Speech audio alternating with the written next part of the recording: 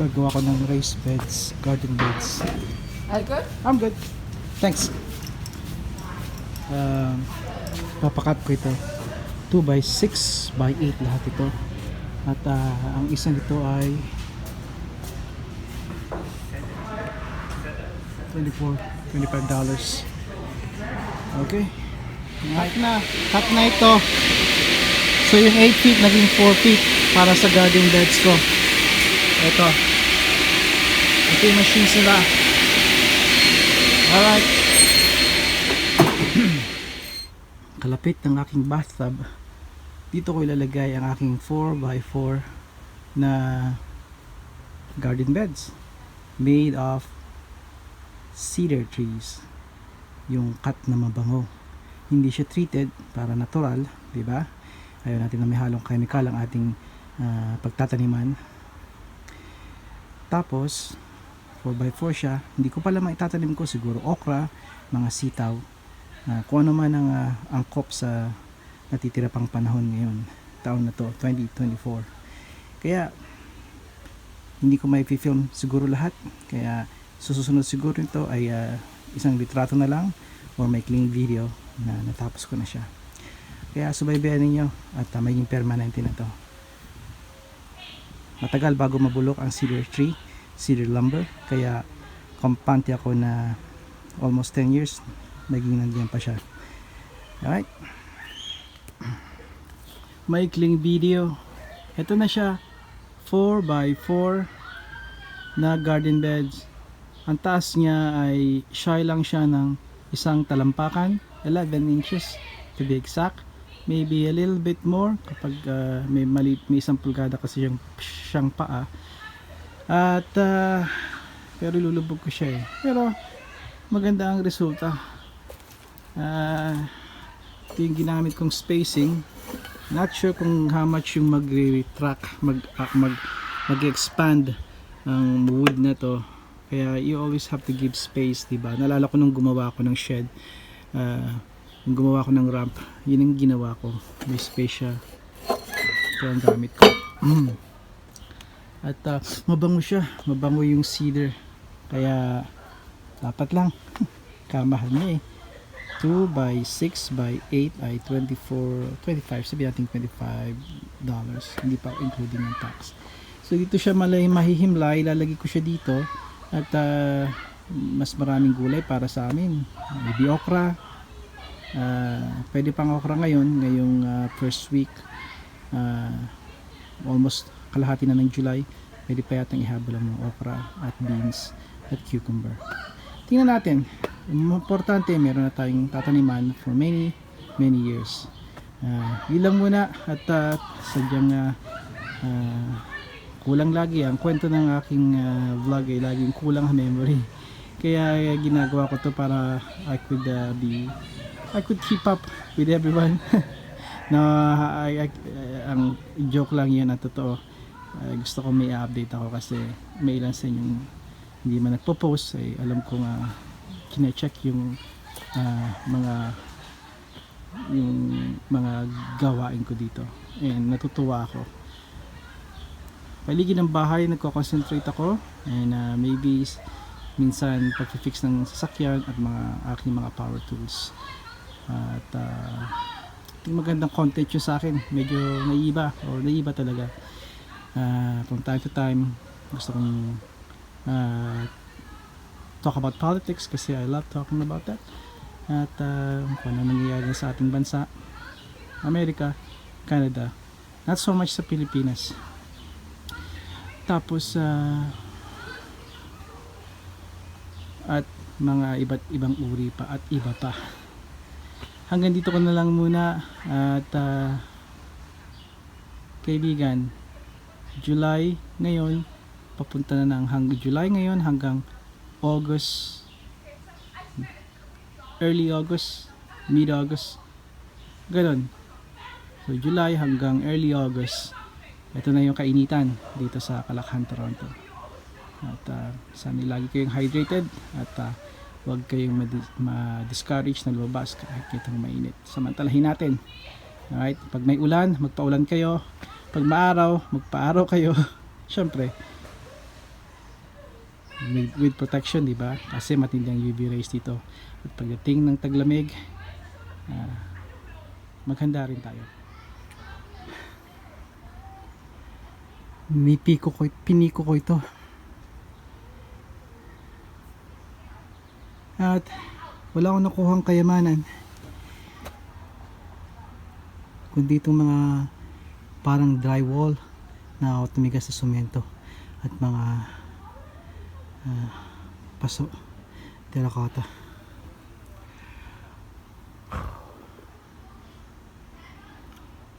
Ang dahilan kung bakit ko pinipiko yan, para mag-loosen yung soil at madali para sa mga bulate na gumapang, para dyan mamahay. Sigurado silang dyan mamamahay dahil lalagyan ko yan ng leaf mold ko na ginawa, tapos yung karton na recyclable pwedeng yung ilagay dyan, even yung mga troso, huwag sariwang troso ha, huwag sariwang puno ng sanga, kailangan mga 1-2 taon nang na didecompose. Kasi kung hindi, kukunin anything na sariwa na carbon tulad ng sanga o dahon, kinukuha niya yung nitrogen, at kung may nakatanim kayo, doon niya kukunin yun sa inyong mga halaman. Kaya mapapansin nyo naninilaw o na hindi lumalaki yung mga halaman ninyo. Kaya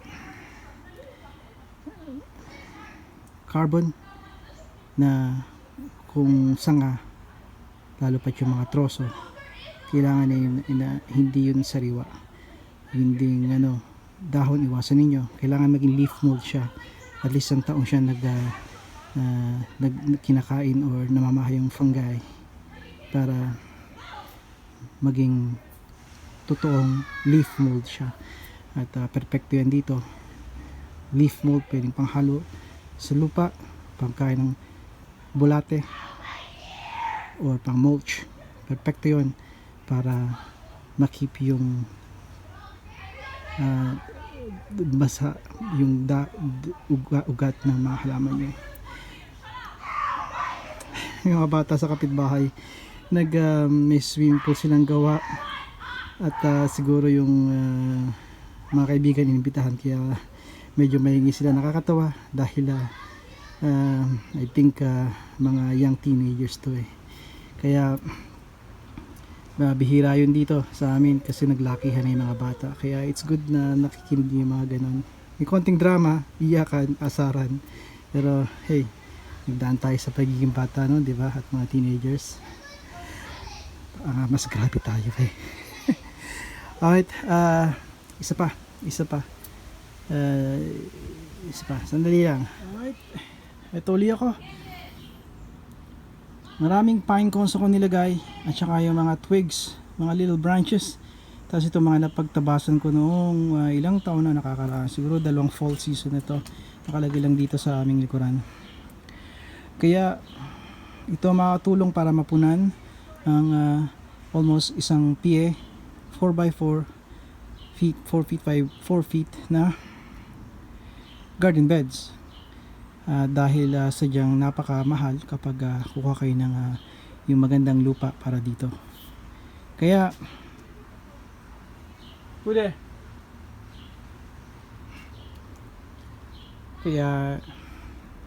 tatakban ko ito ng lupa, may mulch pa ako, yung leaf mold, at magpipesta dito kung anumang mga kakain ito, hindi lang bulate, mga microbes, kaya even langgam, even yung, tandaan nyo, maliit pa tayo, yung baboy-baboyan. Ito mayroon dito somewhere there, yan, puti na yun. Hindi ko alam kung focus tong camera ko mayroon pang alupihan, tsaka may bulate ito nung piniko ko. Ayun, look at that. Ito, dadami ang bulate na to.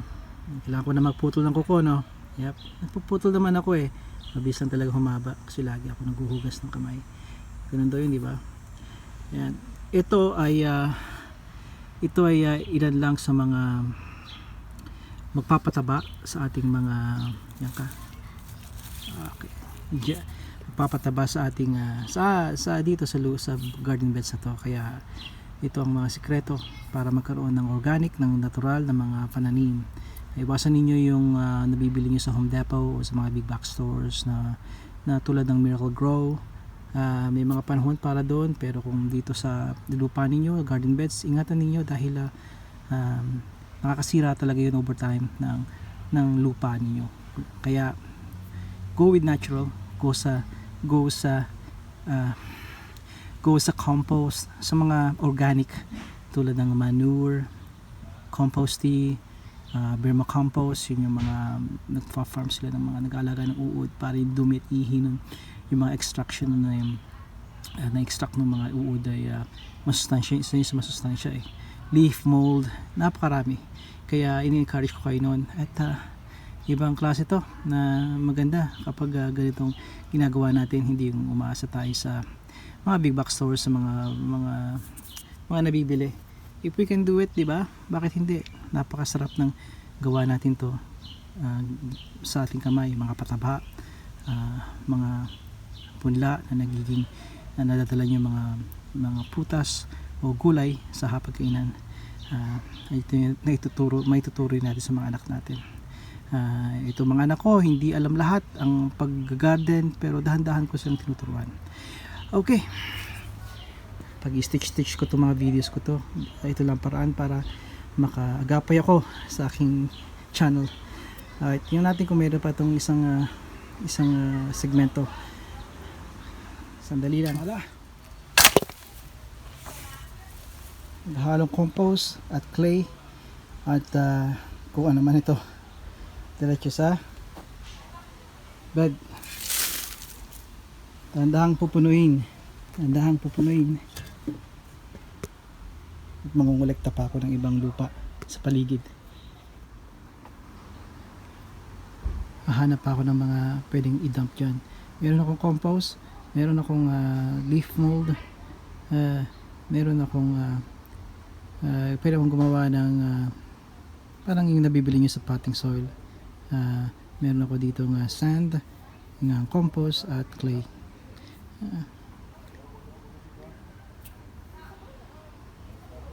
Tingnan natin kung ano pa may lalagay ko. Ito pwede to.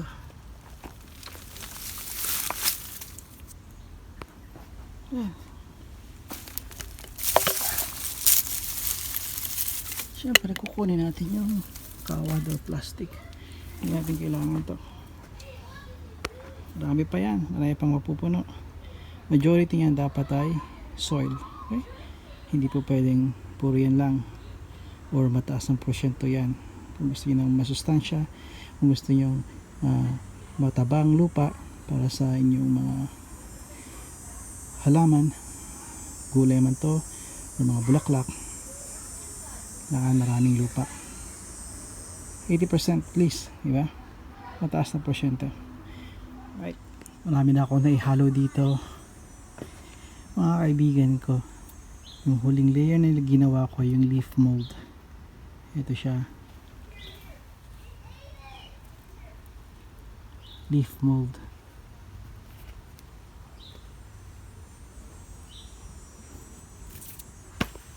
Paborito ng mga bulate yan.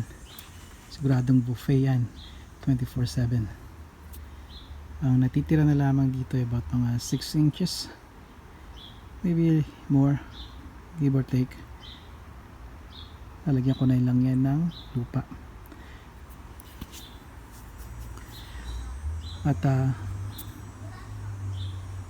hanggang doon lang gagawin ko. Ang daming lumok.